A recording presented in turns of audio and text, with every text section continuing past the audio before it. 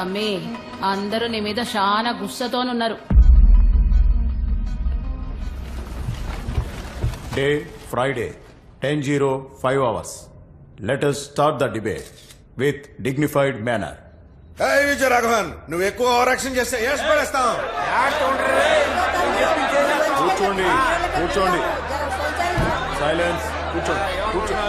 కూర్చోండి. ఏంటి విజయరాఘవన్, ఎన్జిఓస్ తో టైఅప్ అయిపోయి బాగా కమిషన్ కొట్టేశావని నీ మీద కంప్లైంట్ వచ్చింది. 2 పార్టీల మెంబర్స్ దగ్గర నుంచి కంప్లైంట్ వచ్చింది. మరి మీరేమో నెక్స్ట్ ప్రాజెక్ట్ కి ప్లాన్ ఇచ్చారు.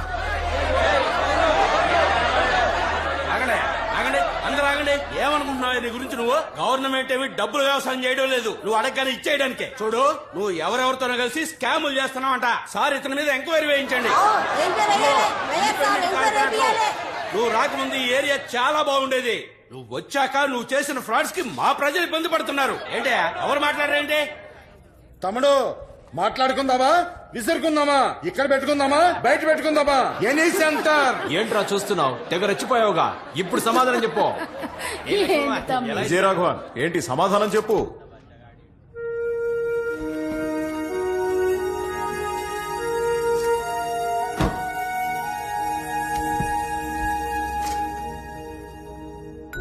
అడుగులోన అడుగు వేయి, ప్రజలందరూ ఒకటేనని చెబుతూ, సమిధెలాగా వెలుగు నువ్వు, పేదరికాన్ని తరిమివేస్తూ, విద్య అనే మొక్క నాటరా, జ్ఞానమై పెరుగుతుందది.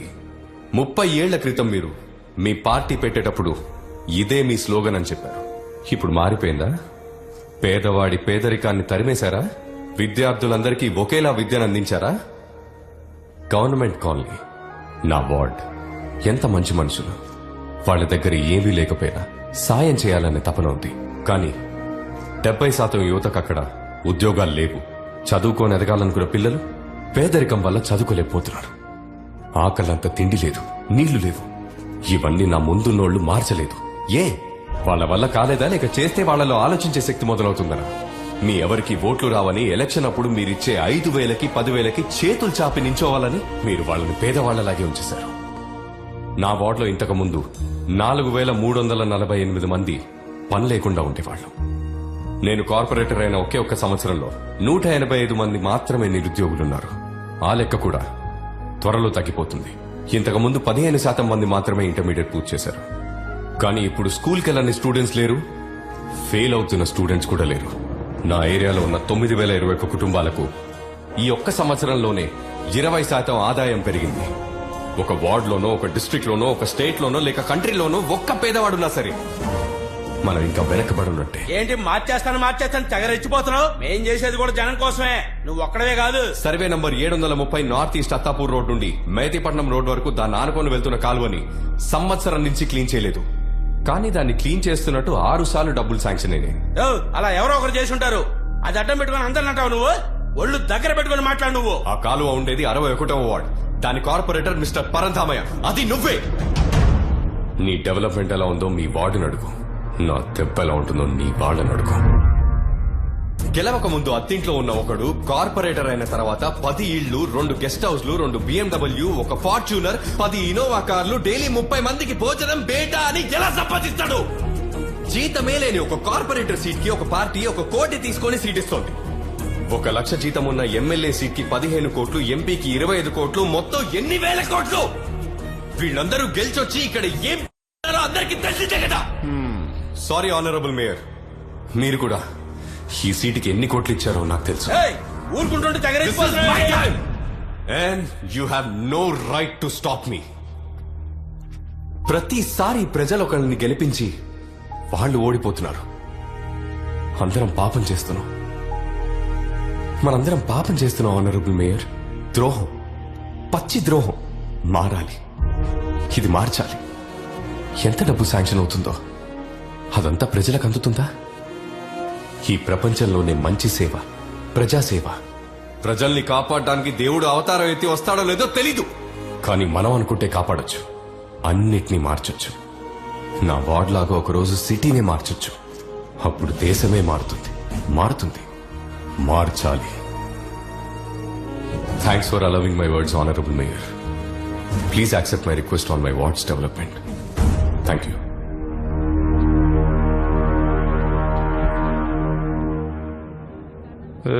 Honourable mayor. అతను ఎప్పటి వరకు ఆవేశంగా మాట్లాడాడు కదా, ఎస్ మేయర్. అవన్నీ రికార్డ్ అయి ఉంటాయి, డిలీట్ చేసి. Okay mayor. పని అయిపోవాలి.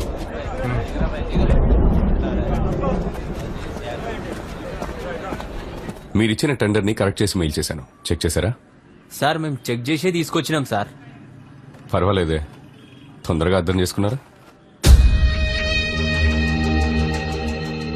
ఏంటిది?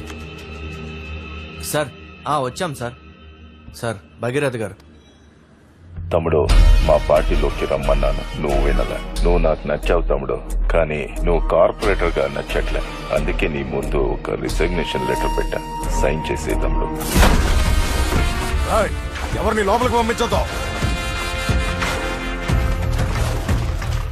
ఏంటి అరుణ్ కుమారి, పెద్ద పెద్ద వాళ్ళ దగ్గర నుంచి ఫోన్లు వస్తున్నాయి. నీ కొడుకుని ఎక్కడికి పంపించావు? కార్పొరేటర్ అయ్యాడంటగా. వానికి మాల నేతలకు పని అప్పచెప్పాను. నేను పూర్తిగా కాల్చకుండా వదిలిపెట్టారు. మంచి పనుడు ఏం చేస్తాడో తెలుసా? కాలిన తర్వాత ఊపిరుందా లేదా అని పొడిచి మరీ చూస్తాడు.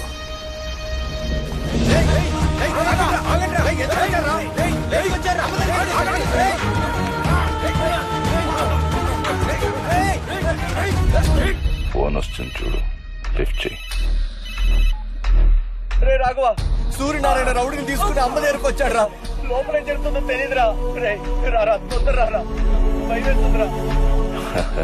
సైన్ చేసే తమ్ముడు. ఇలాంటి చీప్ పాలిటిక్స్ అంతా వదిలి చాలా రోజులైపోయింది తమ్ముడు. నేను ఒక పద్ధతిగా వెళ్తున్నాను, మళ్ళీ నన్ను పాత దారికి తీసుకురాకు. ఇప్పుడు నువ్వు రాజీనామా చేస్తున్నట్టు ఒక వీడియో తీసి జోనల్ మేనేజర్, చైర్మన్ అందరికీ పంపు.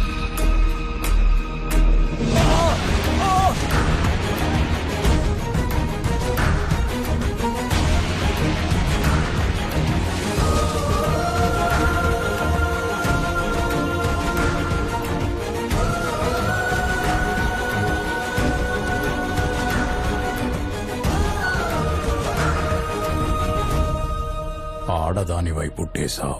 సరే, వచ్చావా, మగాడు చెప్పింది చేశావా, డబ్బులు సంపాదించావా అన్నట్టుంటే పెద్ద మేడలో ఉండేదానివి. కానీ ఇప్పుడు నువ్వెంత పోరాడినా సరే మా మగాళ్లతో గెలవలేవు. పైగా ఒళ్ళంతా కాలిపోయింది. ఎవడన్నా చూస్తాడా నిన్నిప్పుడు? ఆడదాంతో ఎలా మాట్లాడాలో తెలియని నువ్వు మగాడివి కాదు. నీ అంతు చూడకుండా నేను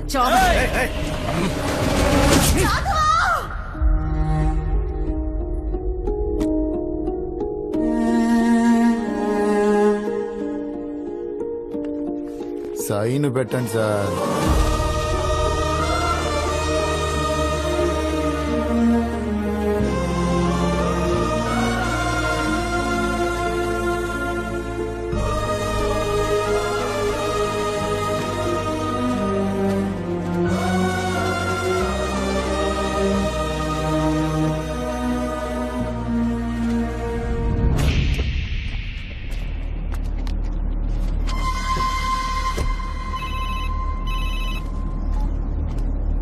హలో రాఘవ, అమ్మ ఎలా ఉంది? బానే ఉంది రాఘవ. వచ్చారు, కొట్టారు. నువ్వు రిజైన్ చేసావని తెలిసాక వెళ్ళిపోయారు రాఘవ. అమ్మకు సార్ ఫోన్ ఇవ్వు. తర్వాత మాట్లాడొచ్చు కదా. సరేరా, నేను ఇప్పుడు బయలుదేరుతున్నాను, పొద్దునే కలుస్తాను. సరే రాఘవ. అమ్మ జాగ్రత్త. మామా, అమ్మ చేతిని ఇరగొట్టేశారా?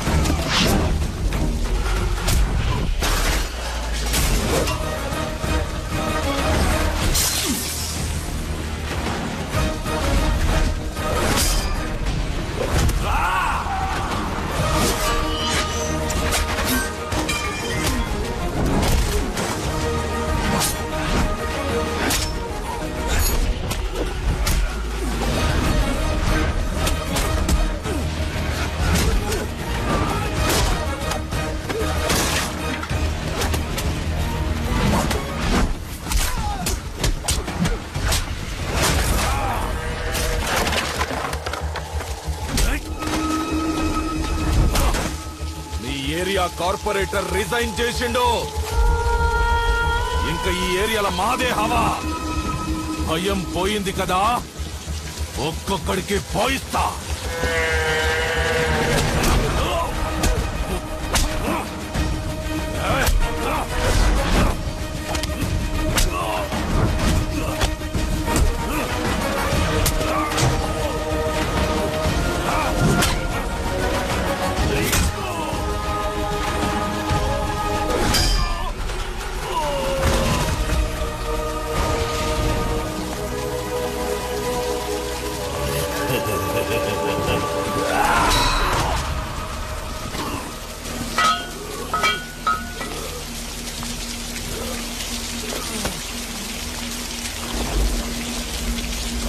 మమ్మల్ని అందరినీ వదిలేసి వెళ్ళిపోతావా బాబు?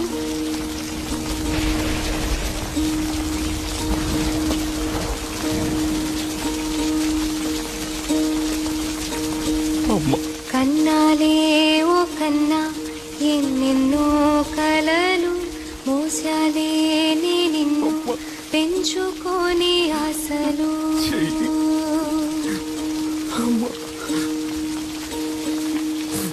బాధనే మింగరా విజయం కలుగు. నిన్నే నువ్వు వెతుకు, నీలో ఉంది గెలుపు. కలలే కడకు నిజమై జరుగు.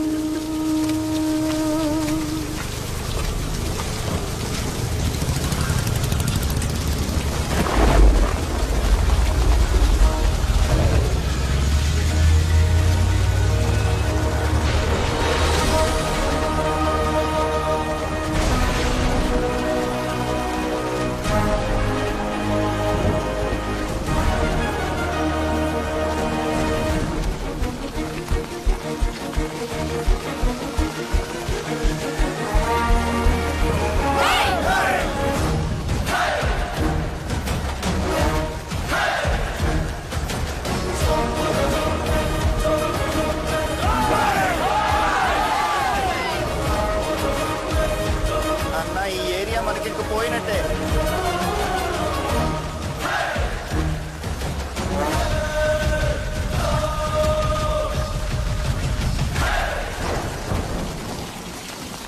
నేను నీకు అప్పుడే చెప్పినా, గెలిసొచ్చినప్పుడే వాణ్ణి పట్టుకొని కసా కసా పొడిచి వాణ్ణి ముక్కలు ముక్కలుగా చేసి వాడి కడుపులో ఉన్న పేగులు తీసి నీకు మాలగా వేస్తా, పర్మిషన్ ఇవ్వు అని. కానీ నువ్వు నేను చెప్పింది మాత్రమే మూసుకొని చెయ్యి అన్నావు. ఏమైంది? వాడిని ఎందుకు టచ్ చేసావు? ఏం పీకడానికి టచ్ చేసావు? నన్ను అడగకుండా సిటీలో ఏది కదలకూడదని తెలీదా నీకు? రేయ్, నేను రాజకీయ నాయకుడినిరా.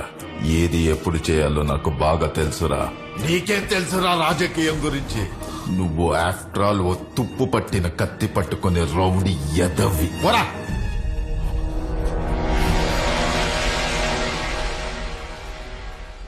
న్యాయంగా ఉండే వాళ్ళకి అవకాశం దొరకదా అమ్మా? తప్పు చేసేవాళ్లే సందర్భాన్ని అవకాశాన్ని వెలకట్టి కొంటారు. కానీ ఎంత కష్టం వచ్చినా న్యాయంగా ఉన్న వాళ్ళకి అవకాశమే వెతుక్కుంటూ వస్తుంది. నాకు దొరికిన అవకాశమే నువ్వు. నీకు ఒక రోజు వస్తుంది.